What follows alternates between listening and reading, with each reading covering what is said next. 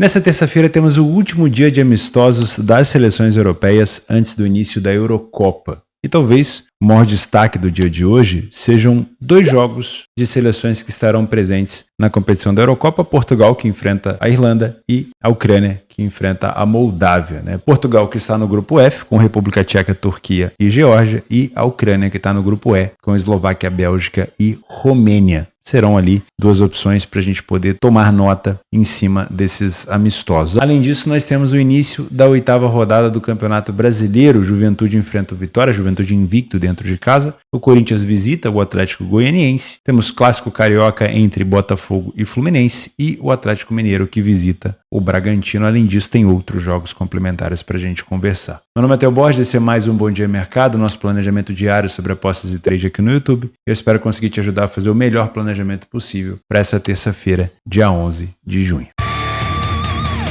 Apesar da gente ter outros jogos chamados de interessantes, eu vou focar mais o meu dia em Portugal e Irlanda, tá? Por exemplo, a gente tem a opção de fazer Grécia e Malta. A seleção de Malta é bem acessível, daria para tentar encontrar uma superioridade da Grécia aqui para poder trabalhar. San Marino também é uma seleção super acessível. Chipre, por mais que Chipre também seja uma seleção frágil tecnicamente, eu acho que Chipre conseguiria aqui. A gente tentaria buscar uma superioridade de Chipre. Temos Bielorrússia e Israel, também não é um jogo ruim de se assistir. Até acho que a cotação de Israel está bem alta. Israel é uma seleção traiçoeira. E mais à noite, se você quiser acompanhar 2 seleções que estarão presentes na Copa América, às 21 horas, Chile e Paraguai. Mas o meu foco vai ser Portugal e Irlanda. Lembrando, a Irlanda vem de vitória, uma excelente vitória no amistoso contra a Hungria, venceu por 2-1, com uma característica de jogo específica, e Portugal perdeu dentro de casa para a Croácia, também pelo mesmo placar de 2-1. Vamos utilizar o nosso PDF de apoio para ver como Portugal jogou as eliminatórias da Euro.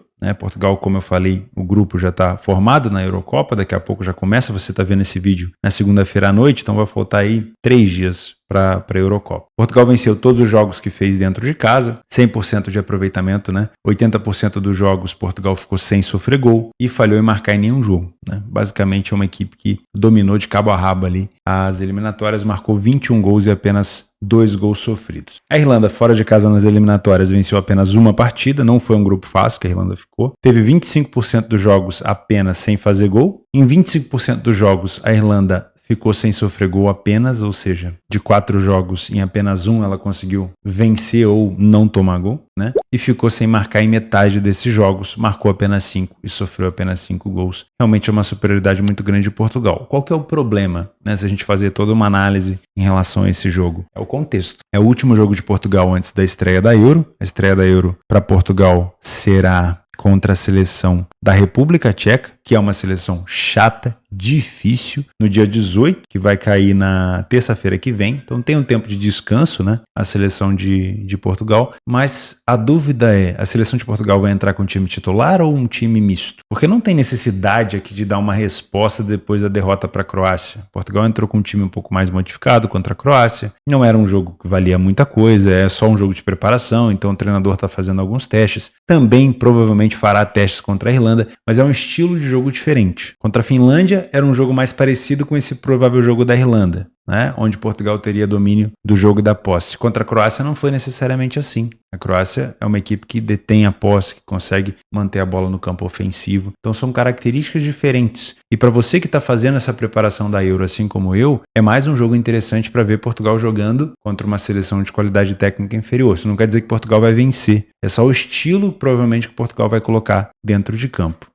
Mais algumas informações aqui, Portugal precisa de 2,57 de finalizações no alvo para marcar um gol. A Irlanda precisa de quase 4,5 de finalizações. Primeiro tempo, segundo tempo de Portugal muito bom. A Irlanda, mesma coisa, Não dá para elogiar nem criticar muito, porque a Irlanda tem uma defesa sólida, é uma equipe que toma poucos gols, mesmo tendo ficado num grupo difícil nas eliminatórias, mas também é uma equipe de ataque frágil, tá bom? O time de Portugal tem a bola aérea, como eu já citei no outro jogo contra a Finlândia e contra a Croácia, como uma das grandes armas. Por quê? Porque Portugal, na maioria das vezes, joga propondo, com linha alta, então bola aérea e finalização de fora da área são sim opções muito fortes para Portugal utilizar. Portugal costuma ter over 2,5 costumou ter, né, em 80% dos seus jogos eliminatórios, a Irlanda em apenas 50%. Portugal divide bem os seus gols, vai aumentando ali à medida que o tempo vai passando dentro dos tempos, então marca mais no final do primeiro e no final do segundo tempo. E a Irlanda marcou mais os seus gols no meio do primeiro tempo, mas foram pouquíssimos gols e também sofreu poucos gols. Aqui pelo estilo de escanteios, né, a quantidade de escanteios conquistados, a gente consegue perceber que é só a confirmação de que Portugal provavelmente joga com linha alta e a Irlanda vai jogar com uma linha mais baixa. A média de cartões das duas equipes é baixo, a Irlanda tem o dobro de Portugal, mas ainda assim é uma média baixa. Os principais jogadores de Portugal a gente já conhece, obviamente. O Cristiano Ronaldo não chegou, acho que nem a entrar contra a Croácia, também não jogou contra a Finlândia, né? Estava poupado. Talvez jogue contra a Irlanda. Não é certeza, mas talvez jogue. Do lado da Irlanda também temos os melhores jogadores. Vou deixar aqui na tela se você tiver algum interesse. Eu quero olhar primeiro aqui o estilo de jogo de Portugal contra as seleções mais acessíveis. Então vamos olhar aqui Portugal contra a Bósnia. Portugal jogou com uma cotação de 1,44 e teve plenos domínios aqui da partida em relação à posse de bola, né? Portugal teve quase 70% de posse, tomou apenas 3 finalizações e finalizações no alvo não tomou nenhuma, né? Depois Portugal jogou contra Liechtenstein, esse aqui eu vou desconsiderar a cotação muito baixa. Islândia, Portugal começou com uma cotação de 1,08, também um estilo de jogo completamente propositivo. Portugal tomou 9 finalizações, a Islândia tem essa característica, não é à toa que venceu a Inglaterra, e tomou 4 finalizações no alvo. Depois jogou contra a Finlândia, 1,14, uma cotação um pouquinho mais baixa do que o jogo de hoje. Também Portugal dominando de cabo a rabo, chegou a tomar gol. Na estatística, tomou apenas 2 finalizações no alvo e essas 2 finalizações acarretaram em gol da Finlândia. Contra a Croácia, a gente já consegue ver um jogo mais partido. Portugal com uma barrinha verde aqui no SofaScore, a gente já consegue ver um jogo partido, né? A Croácia teve posse, em momentos onde a Croácia teve posse, ela conseguiu marcar gol, né? Então é um jogo mais dividido. Quando joga contra uma seleção mais difícil, como era o caso da... Quer ver? Vamos pegar aqui a Eslováquia, uma seleção chata. A Eslováquia também teve momentos do jogo onde teve o seu domínio, a sua quantidade de posse, né? Então é muito provável que contra a Irlanda, Portugal tenha um jogo parecido como o da Finlândia, de posse. Vamos confirmar isso falando da Irlanda.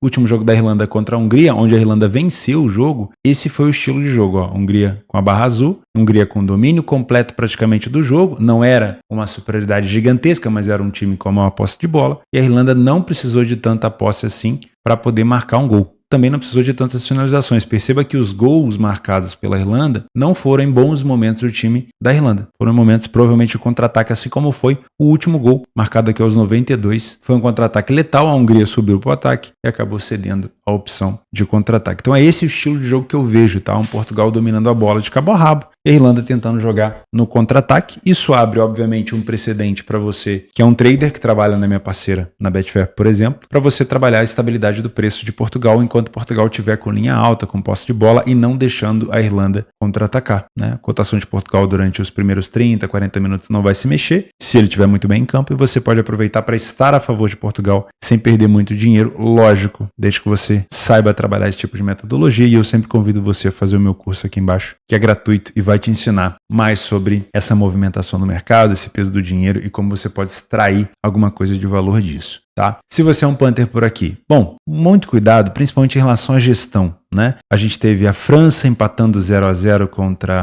Canadá, tivemos a Inglaterra perdendo para a Islândia por 1-0, então zebras nessas datas FIFA, principalmente em jogos amistosos e de teste, sempre vão acontecer. E o que vai acontecer é que, se você tem uma gestão adequada, você vai tomar um prejuízo. Nossa, meu Deus, vou tomar um prejuízo. E agora? Pô, e agora não vai mudar nada. Porque aqui na nossa área, seja você um trader ou um punter, um prejuízo no longo prazo é areia no deserto. A gente vai tomar prejuízo direto. Assim como vai ter lucro direto. E aí? Vai quebrar a banca por conta de um prejuízo? Aí só depende da sua gestão. O problema não é o time que jogou mal, o time que testou muito, que jogou com time reserva, que jogou com time misto, o jogador que errou o gol, o goleiro que falhou. Não, a culpa da sua quebra de banca não tem nada a ver com terceiras pessoas. A culpa é sua que não sabe fazer uma gestão ou que não consegue ter a paciência para deixar a sua banca crescer. Se para você isso aqui é um jogo de RPG, onde você quer sempre crescer o nível o tempo todo a qualquer custo, aí é a interpretação errada sua. Se você conseguir interpretar isso daqui como uma opção de renda extra, desde que você saiba trabalhar de maneira coerente, tenha certeza que você tem mais possibilidade de conseguir do que eu. outras imensidão, né? Até essa imensidão de pessoas que acham que isso daqui é apenas um brinquedo, uma diversão, ok? Nada contra quem faz isso aqui diversão, mas não é o intuito desse canal. Então, cuidado. Se você é um Panther, cotação de Portugal 1,25, você precisa de 5 lucros aqui para poder cobrir um prejuízo. Não é uma relação muito boa, então se você puder pegar uma cotação um pouquinho mais alta, seria interessante, tá bom? Provavelmente nós teremos uma Irlanda que vem para se defender, e se ela vem somente para se defender, a gente tem 2 cenários. Ou Portugal vai ter extrema dificuldade de finalizar, de chegar no gol, de alcançar o seu gol, e aí você pode tentar buscar essa cotação de Portugal mais alta, ou Portugal vai fazer um gol rápido.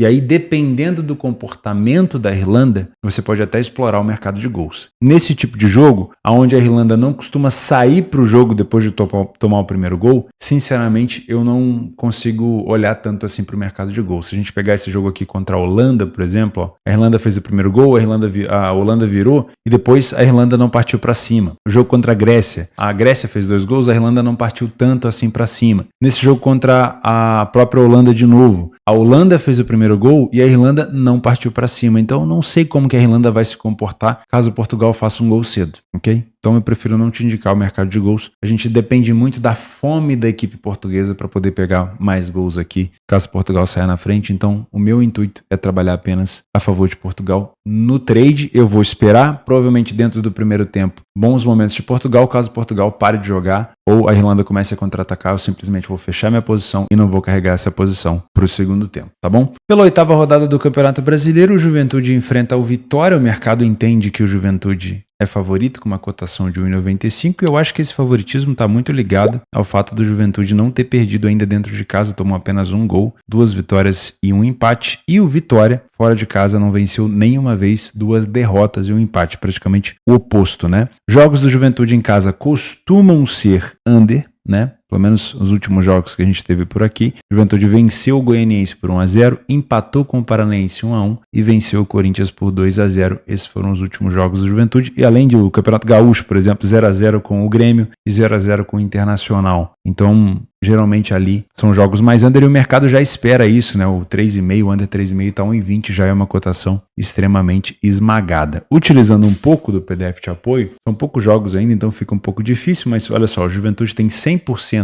dos jogos onde ele sai na frente do placar, então tem uma iniciativa muito grande, não falhou em marcar em nenhum jogo e em 67% dos jogos não sofreu gol. O Vitória não venceu nenhuma, teve dificuldade em marcar e sofreu 5 gols, marcou apenas 2. Primeiro tempo do Juventude é melhor, segundo tempo do Juventude com Vitória já é mais parelho, então a gente tem poucas informações aqui porque tem poucas rodadas disputadas, né? Momentos dos gols, Juventude marca muito mais no primeiro e no início do segundo tempo, não tanto nos finais, e o Vitória já marca mais os seus gols e sofre também, principalmente sofre, né? 80% dos gols sofridos do Vitória são na segunda etapa, momento onde o Juventude costuma marcar mais os seus gols, então talvez o início do segundo tempo a gente possa ficar de olho aqui nesse tipo de interpretação. Em escanteios, o Juventude, depois que marca o seu gol, ele recua, né? Fica mais retraído. O Vitória também não teve um alto índice aqui de escanteios. São 2 times, pelo menos nesse início de campeonato, com uma média de cartões bem elevada, né? Mais do que 2 cartões por jogo. O Juventude em quase 3 cartões por jogo. Os principais jogadores do Juventude, temos aqui o Lucas Henrique com 2 gols, o Jadson com 2 assistências e o Jean Carlos com 2 gols. Do lado do Vitória, o Matheus Martins com 2 assistências e 1 gol. Ainda é muito cedo, né, para falar sobre melhores jogadores, etc. Se você é um trader por aqui, um bom jogo para correção de preço, na minha opinião. É um jogo com uma característica under. Seria muito bom o Vitória tentar pelo menos pontuar fora de casa. Mas, por exemplo, Criciúma e Cuiabá, na Série A que aconteceu ontem, também era um jogo com uma expectativa um pouco mais under, com o Criciúma sendo favorito, assim como o Juventude, e o Cuiabá fez 5-2. Então, é bom a gente tomar um pouco de cuidado, sempre trabalhando ao vivo. Eu não compraria essa cotação do Juventude aqui, 1,95, não. Acho que é um jogo para pensar em algo mais puxado para um under, e se for para trabalhar no trade, algo um pouco mais para correção de preço, tá bom? O Goianiense enfrenta o Corinthians, cotação parelha por aqui, não tem muito o que falar. Se a gente utilizar o PDF de apoio, ó, nenhuma das 2 equipes conseguiu vencer ainda no seu, né,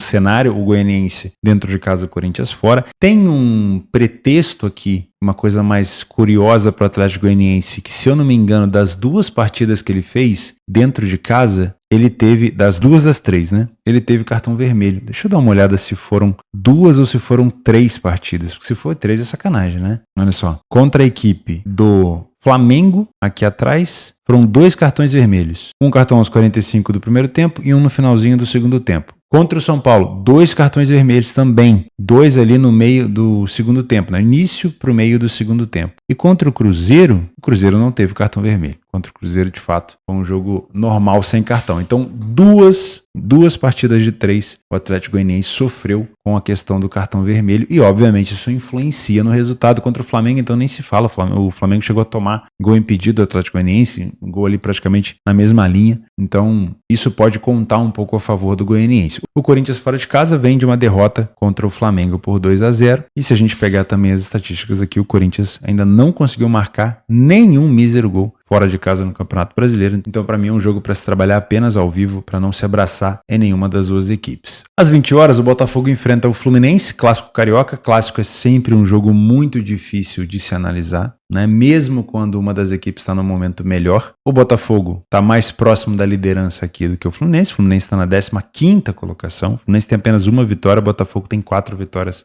em 7 jogos. Então, o momento do Fluminense é pior. Isso quer dizer que o clássico já está na mão do Botafogo, que o Botafogo já venceu o jogo? Na minha humilde opinião, não, né? Então a gente tem que tomar um pouco de cuidado na hora de traçar o cenário, né, o momento das equipes e respeitar também a questão dos clássicos. Ah, mas teve o Vasco perdendo para o Flamengo de 6-1. Isso é uma coisa que vai acontecer de maneira um pouco mais esporádica. Não dá para tratar a exceção como regra. Nos últimos jogos entre eles, o Botafogo venceu as últimas 4 partidas seguidas, 4-2, 2-0, 1-0 e 1-0. E tivemos um empate, depois uma vitória do Fluminense em 2022. Então o Botafogo vem sim tendo um melhor momento, principalmente nesse confronto direto. Botafogo dentro de casa perdeu apenas uma partida e fora de casa o Fluminense ainda não venceu nenhuma. 3 jogos, 3 derrotas para o atual campeão da Libertadores. Perdeu o último jogo para o São Paulo por 2-1 fora de casa e perdeu para o Corinthians por 3-0. Lembrando, esse é um jogo que o Fluminense joga fora de casa, mas no Rio. Não sei se vai contar muito, né? Mas, obviamente, o Botafogo não deve jogar esse jogo no Maracanã, vai jogar esse jogo no Newton Santos. Para mim, é um jogo parelho para correção de preço, apesar do momento bom do Botafogo e apesar desses últimos 4 jogos de vitórias seguidas do Botafogo. Se fosse para trabalhar alguma coisa por aqui, eu gosto muito de pensar no over 1,5, com uma cotação um pouco mais elevada, tá? O Fluminense talvez um pouco mais pressionado no Campeonato Brasileiro.